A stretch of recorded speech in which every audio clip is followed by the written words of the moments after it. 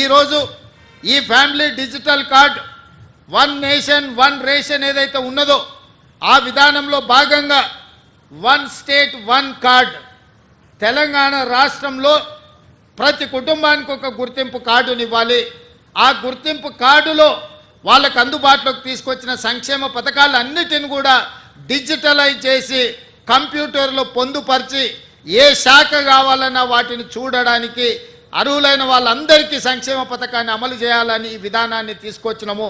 ఇవాళ ఈరోజు ప్రవేశపెడుతున్న family digital card, ఇదే రేషన్ కార్డు, ఇదే మీ ఆరోగ్యశ్రీ కార్డు, ఇదే మీ రైతు బీమా కార్డు, ఇదే మీ ఫీజు రియంబర్స్మెంట్ కార్డు, ఇదే మీ ఇందిరమ్మ ఇల్లుకు అర్హత, ఇదే మీకు కళ్యాణ లక్ష్మిని పొందడానికి అర్హత వస్తుంది.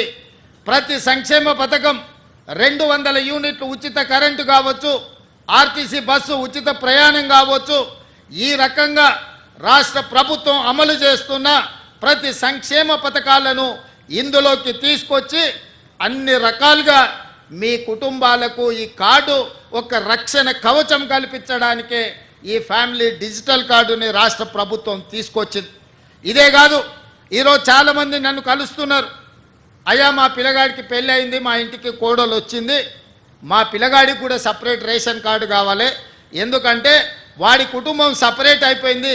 గతంలో పెళ్ళి కానప్పుడు తల్లిదండ్రులుగా మా దగ్గర ఉన్నాడు, ఇప్పుడు మా అబ్బాయికి పెళ్ళయింది, అతనికి కూడా ఒక రేషన్ కార్డు కావాలంటారు. మరి ఏ విధంగా దీన్ని వాళ్ళకి ఇవ్వాలి, ఇచ్చిన సంగతి వాళ్ళకి ఎట్లా తెలవాలి? అదేవిధంగా కొన్ని కుటుంబాలలో వయసు మీద పడిన వాళ్ళు చనిపోతే వాళ్ళ వివరాలు తొలగించడానికి ఒక సమస్య అవుతున్నది. అదేవిధంగా సక్సెషన్ సర్టిఫికెట్, కుటుంబంలో పెద్ద చచ్చిపోయినప్పుడు చనిపోయిన సర్టిఫికెట్ తీసుకెళ్ళి రెవెన్యూ డిపార్ట్మెంట్కి వెళ్ళి ఆస్తులు విరాసత్ చేసుకోవాలంటే, వాళ్ళ పిల్లలకు బదిలీ చేయాలంటే కూడా అదొక పెద్ద ప్రక్రియగా మారి ఈరోజు పేదలకు ఒక ఇబ్బందికరంగా తయారై ప్రభుత్వ ఆఫీసులో చుట్టూ తిరగాల్సిన పరిస్థితి వచ్చింది. అందుకే ఈరోజు వీటన్నిటిని దృష్టిలో పెట్టుకొని మీ ఇంటికి కొత్త కోడలు వచ్చినా, లేదా మీ అమ్మాయి పెళ్ళై అత్తగారింటికి వెళ్ళినా, మీ అమ్మాయి ఒక ఇంటి కోడలైనప్పుడు ఇంకొక ఇంటి అమ్మాయి మీ ఇంటి కోడలైనప్పుడు ఈ వివరాలన్నిటిని కూడా కంప్యూటరైజ్ చేస్తే మీరు సింపుల్గా ఆఫీస్కి వెళ్తే ఆ వివరాలు పొందుపరిస్తే ఆటోమేటిక్గా మీకు రేషన్ కార్డులో వాళ్ళ వివరాలు అన్నీ కూడా పొందుపరచడం జరుగుతుంది.